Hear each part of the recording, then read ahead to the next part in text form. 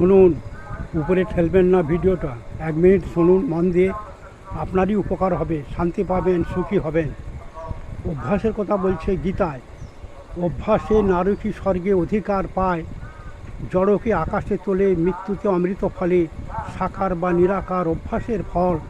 শুধু অভ্যাসের বলে মনি ঋষি শূন্যে চলে, অধিকার করি বসে আকাশ নির্মল। হতে পারে পুণ্যলয়, সিদ্ধিও অসিদ্ধি হয়, কিন্তু অভ্যাসের ফল না হয় নিষ্ফল। আপন ভালোর তরে অভ্যাস যে নাহি করে, সে পণ্ডিত শাস্ত্রবাহী বলদ কেবল। তাহলে আমরা অভ্যাস করছি না, শুধু শাস্ত্র মুখস্থ করছি, গীতা শ্লোক মুখস্থ করছি, তাকে গীতায় বলছে সে পণ্ডিত নয়, সে হচ্ছে শাস্ত্র বহন করছে বলদ, গরুর সঙ্গে তুলনা করছে সেই পণ্ডিতকে।